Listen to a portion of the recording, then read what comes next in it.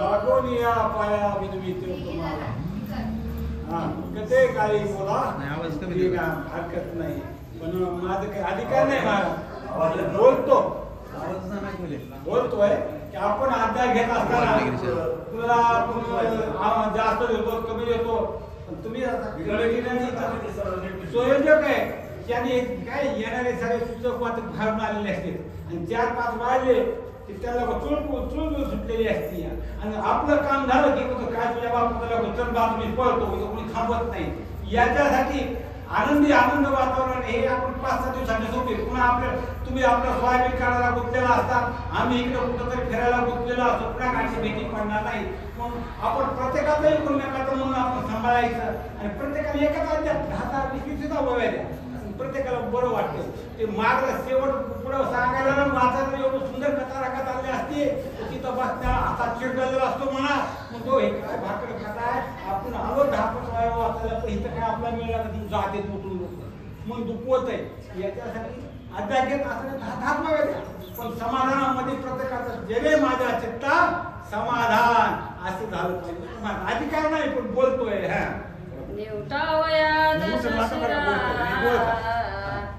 मोठे नवाज आपण असं खाली पडू देऊ नका आमचं आपले बघा करायचं आहे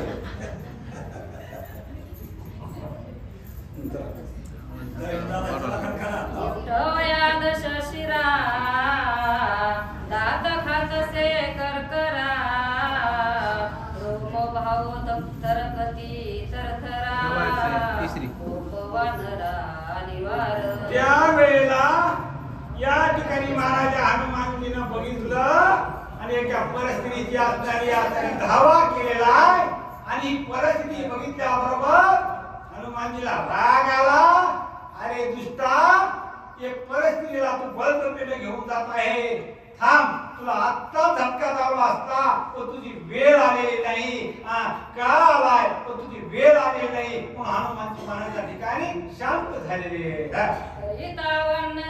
उड्डाण गेले गोलोका समान तवतळे पळाला रावण सीता घेऊन लंके या तर चोर देण्यास तर वाईट कर्म करतो त्याचं कार्य कधीच फळाला पावत नाही त्याला शिक्षाच मिळते आहे हनुमानजी मागे धावले थांब तुला बघतो पण बघता बघता हनुमानजीचं उड्डाण वरी गेलं आणि हे चोरट आपल्या एरियामध्ये जाऊन स्थिर झालेलं आहे ऐसे हनुमंते देखता दृष्टी रावण वैगवनी कोटी समुद्राचे परतटी हनुमान राजा रावण मनाच्या ठिकाणी विचार करतोय आपण किती केली नाही आपलं वर्म तर चुकलं नाही इथं एका पाखराने माझी 3-4 वाजली आहे इथं एका वानरानं मला पळता भई थोडी केली आहे ही आपण इकडं तर आपल्या त्यांच्या घेऊन आलो नाही ना असा राजा रावण मनाच्या ठिकाणी विचार करतोय जटायू परिसाती दारुण येथेही उठा पाहे विघ्न तेने दाके पला मला वाटत नाही त्या पाखराला मी फसविलंय पण ह्या वानर मला फसलं नसतं माझी इथंच यात्रा संपन्न झाली असती आणि माझा शेवट इथं झाला असता आणि माझी इच्छा अपुरी राहिली असती लंकेशी गेला लंकानाथ हनुमंते क्रोध केला शांत लंका जाळीनं निशे मात हे पोटात रड हनुमानजीला वाटलं होतं की या राजा रावणाचा निपात करावा आपण ज्ञानी अवताराच्या अशी ते कार्य करायचंय हनुमानजीने आपल्या रागाला वर घातली आणि मग सांगितलं येईल तुमच्या बी गावाला येईल आणि या केलेल्या चुक्याची केलेल्या गुन्ह्याची तुम्हाला निश्चित शिक्षा देईल सदुराची गोडी मारी नगतार दगडी ऐसिया गोपाची चौगडी अरे राजा रावणा जैसे कर्म करेगा वैसा भगत फल देगा भगवान तू वाईट कर्म केलंस आणि या वाईटपणाची शिक्षा तुला घनघोर आणि क्रूर अशी मिळेल आणि तुझा नायनाट तुझ्या फळाचा होईल आणि ही शिक्षा देण्यासाठी खालीची वाटा म्हणून मी निश्चित तुझ्या तिथे येऊन घेते असणारा हिशोब पूर्ण करून टाकील असा मनाच्या ठिकाणी हनुमानजी बोलू लागलेला. वैरीकडे लंका नाथ सीता मज झाली प्राप्त येणे उल्हासे नाचत येते रघुनाथ. म्हणजे या ठिकाणी राजा रावणाला आनंद झाला. काही का होईना बाबा, खोटं नाटक का होईना, पण आपली मनाची इच्छा, आपलं मनाचं मनोरथ पूर्ण केलंय. तर रामचंद्राची पत्नी जिथं माझा अपमान झाला होता त्या अपमानाचा मी बदला घेतला आणि मी लंकेला घेऊन आलो असा उस्मानंद या राजा रावणाला झालेला. होता समुद्राचा गड नचले रामाची चरफड मार्ग अवघड. कमी बुद्धीच्या माणसाचा बुद्धिअंक कमीच असतो. तो म्हणतो राजा रावण आता इथं कशाला येईल लंकेमध्ये, समुद्र एवढा मोठा 5 फुटाचे फुगळे असणार पार करून जायचं असं विचार करावा लागतोय. आता राम येत नाही, सीता माझीच आहे, पण चोरट्या तू भिकारी, तू राजा कशाला होशील, होईल का या ठिकाणी शक्यच नाही. पण चोरट्या आणि कमी बुद्धीच्या लोकांचा कमी बुद्धी अंक असल्यामुळे ते मनाचे मनोरे जास्त रंगवितात. रावण सांगे सीते प्रती तुझं मी आणले ना भोगती श्रीराम लक्ष्मण पदाभिगती कैसे शास्त्राने नियतीत समजायला बांधून टाकलेलं असतंय. त्याला माहित होतं राजा रावण उन्मत आहे, पण त्याला शाप दिला होता बाबा पर नारीला निस्तापाचा स्पर्श जरी बळजबरीने केलास तू भस्म होशी. म्हणून राजा रावण शांत होता. त्याने सांगितलं सीते आता तू मला मनानं आणि वरून टाक, मला तुझा मालक म्हणून स्वीकार कर आणि आनंदाने दिवसर कर. आता तुझा राम येणार नाही म्हणजे माकडा, तुला काय माहितीये माझा मालक किती पराक्रमी ती निश्चित येईल आणि तुला मुक्तीच देईल.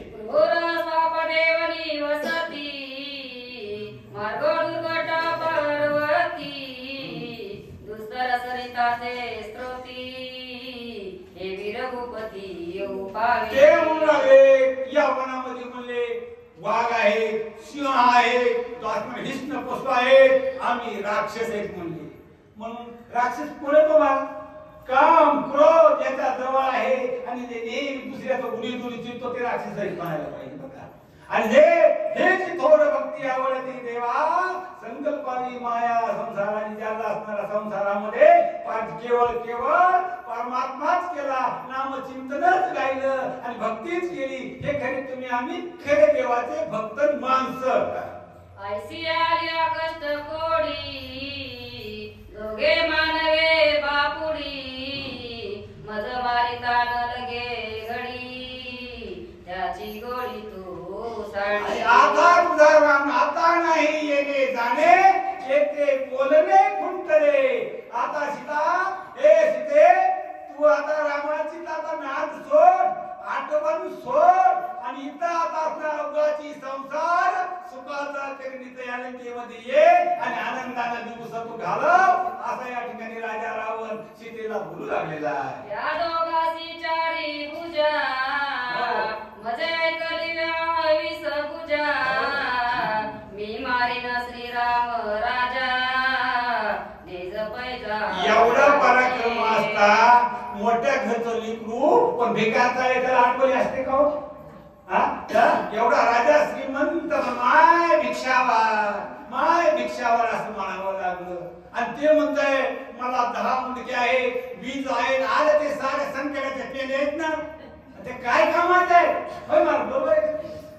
या असणारे देवे दिला देह भजने गोमटा या डोळ्याने देवाचं रूप पाहावं, हाताने सत्कार्य करावं, या पायाने तीर्थयात्रा करावं, ह्याला जीवाचं कल्याण म्हटलं जातंय. अरे तुझं सारं कुमोर्ग आणि लोकांचे घर मोडण्यामध्ये जर आयुष्य जात असं त्या जीवा जन्माचं आणि त्या माणसाच्या आणि राजा असो काय रंग असो त्याचा काय उपयोग आहे. या परिवो विचारिता येत न येवे श्री रघुनाथा तू मज वरुणी आता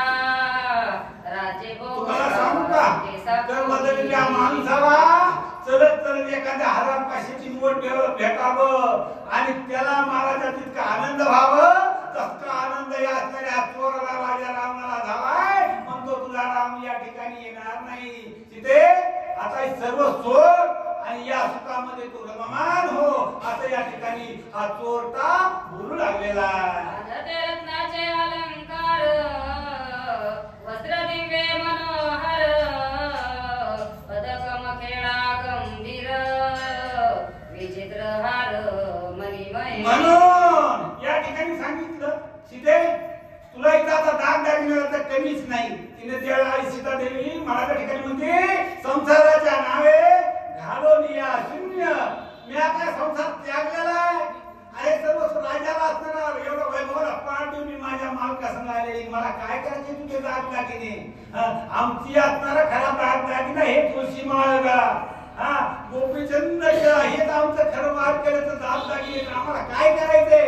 म्हणून सीता देवी या राजा रावणाच्या बोलण्याकडे दुर्लक्ष करू लागलेली आहे. कृष्णा करो कस्तरी कुंकुर केशरू विलेपणे सुख अपारू सुख शेजारी. ज्याच्या असणारा मुखामध्ये देवाचं नामचिंतन आहे, ज्याचं हृदय असणारं गंगेच्या पाण्यासारखं निर्मळ आहे, जे अहोरात्र नामचिंतन करतो तो सुखे. अरे राजा रावणा तुझ्या असणाऱ्या संपत्तीचा, तुझ्या वैभवाचा, तुझ्या या वृत्तीचा, तुझ्या या वागण्याचा धिक्कार असो. या ठिकाणी मला काय करायचे अशी आई साहेब सीतादेवी मौन धरलेले आणि या भोगाशी असावे सादर चित्ती असू द्यावे समान. जसं देव ठेवला तसं राहायचंय. आई साहेब सीतादेवी म्हणली आलेच आहे तुमची आमची इच्छा पूर्ण करण्यासाठी, देवाची बांधवडे सोडण्यासाठी, साधू संतांचं रक्षण करण्यासाठी एवढं मला त्याग करायचं आहे. मग कर, तुला जेवढे असं बडबड करायचंय तेवढं कर. आई साहेब सीतादेवी शांत राहिलेले आहे. ओके बैसोली विमानी क्रीडा करू रंगन बनी अथवा लंकेचे भुवनी अशी अवधा माणूस संसाराला इथलं तापलं घरचे आपले लहान शेवडे मेघे टाकून बोलायला लागले की आपण आपली विरक्ती समजायला पाहिजे. बरोबर आहे आणि ती परिस्थिती आहे तुमची आमची या ठिकाणी. तर सामान्य लोक असताना बाबा किती काय कथा या ठिकाणी. आई साहेब सीतादेवीनं या राजा रावणाच्या बोलण्याकडे दुर्लक्ष केलं आणि मनामध्ये सांगितलं श्रीराम जय राम जय जय राम. त्या प्रभूचं चिंतन करायला लागले आणि संकटामध्ये तेच करावं लागते. बघा तुम्ही काही लोकांना संध्याकाळी झोप येत नाही, आमच्याच घरी येत नाही झोप या ठिकाणी. मग आमची बाई म्हणते हरिमुखे म्हणा हरिमुखे म्हणा. म्हणलं कावा एक किती गेल्यानंतर इकडं संकट आल्यानंतर संकटाचा देवाचं नाव आठवते. म्हणून काय सुखा लागी करीशी तर पंढरीशी तू एक वेळ या सुख जर पाहिजे असेल तर देवाचं चिंतन करायचं आनंदी राहायचं. या धनाचा आनंद भरभरला कुणाचं पोरग नाही ना पोरगी नाही, कुणाचं नाग्या नाही ना परश्या नाही. आपण